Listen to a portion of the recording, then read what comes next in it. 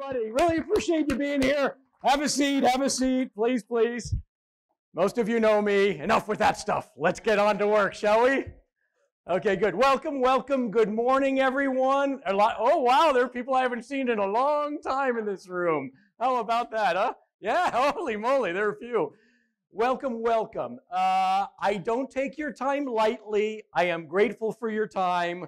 Let's make it valuable, shall we? Let's go improve our businesses. While we're at it, let's go improve our lives a little bit, because I am not a fan of killing ourselves for our businesses either. So let's start if we can. Just a little quick thing. I'll share with you my background briefly. My name's David. I'm your friend. I'm here to help you build your business. The end.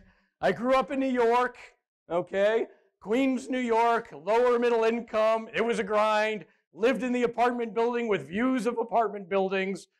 Somehow managed to go to an interesting prep school for high school up in New Hampshire. Quick story that has nothing to do with anything, but for those of you taking notes, just jot this down. Facts tell, but stories sell. Okay, so we're about to start with a story that has absolutely no message in it. Are you ready? Because stories connect people to people. I'm in this prep school. I'm 18 years old. This is 1984.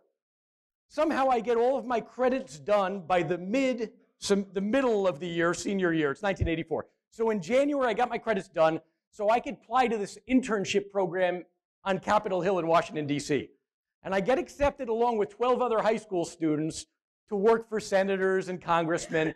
So at the time, I'm assigned to a guy, Senator William Proxmire of Wisconsin, living out of a hotel 2 blocks from the Capitol building, and I'm 18 years old. And beer and wine in Washington, D.C. was 18. It's January of 1984, and my birthday was January 20th. In 5 months, I didn't learn anything about politics, but I put on 12 pounds, okay? While I was there, I also determined, you know what, I don't think this is for me. I like business. I'm going to go do that thing. But while I'm there, working at Proxmire's office, he tells me, one of the jobs I'd like you to do, David, is handle the mail of constituents. So as people write in on issues, would you do the responses for me? I'll share with you how to do them, and that was what I was doing. So of course, all of this mail would come to me, including these beautiful invitations sent by lobbyist groups to go literally to attend all of their lobbying events at night. Cocktail reception after cocktail reception, and here's 18-year-old Dave, who doesn't know any better and is a mess, deciding that it is my duty to represent Senator William Proxmire at every frickin' cocktail reception on the Hill. 2 a night, 3 a night, and we had a per diem of like $12 a day for food and drink, so kind of didn't hurt too much. I did a fair amount of eating there too, right? So here I am, my best friend from high school, Trevor's down there with me also. He was interning for Senator Gary Hart, if you remember that story. That was an interesting day and age. And here we are at a place called the Latin American Art Institute. Some beautiful museum of a building on the mall in Capitol Hill. And across the room, I see Speaker of the then House of Representatives, Tip ONeill, who, if you remember that day and age, he was kind of a big, burly Irishman, known for his love of a drink or 2 or 3. And I literally walk right up to him and go, Mr. ONeill, my name's David Halpern. I'm 18 years old. And it's a pleasure to meet you. And he goes, nice to meet you, young man.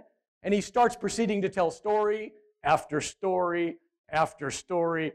And, you know, having another, I think it was gin and tonics or whatever, one after another after another. Now, the only story I remember here, it's literally 35 years later.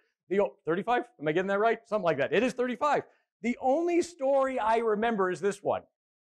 He says, you know, every Friday afternoon, I head on down to the Oval Office to meet with Ronnie, because even though he's on the wrong side of the aisle, we Irish boys like to have our drink. That's all I remember about the story. And he goes on, and finally he looks at me and goes, young man, what was your name again? After, you know, who knows how long. And I said, my name's David Halpern. And he said, young man, you are a fine conversationalist. I did not get a word in the entire time, right? You're a fine conversationalist. And here we are 35 years later, and I'm thinking to myself now as a business coach and consultant, you know what? I think he was right. I was a terrific conversationalist. Why? What did I do? Ask questions and listen. Okay, that had nothing to do with what we're going to do. Oh yeah, we'll come back to that topic a little bit later. But I'm telling you right now, that was an interesting lesson. So I tell this story as I get around, and I don't know if this is going to work, but if it does, I'm sure this will be a touch entertaining here.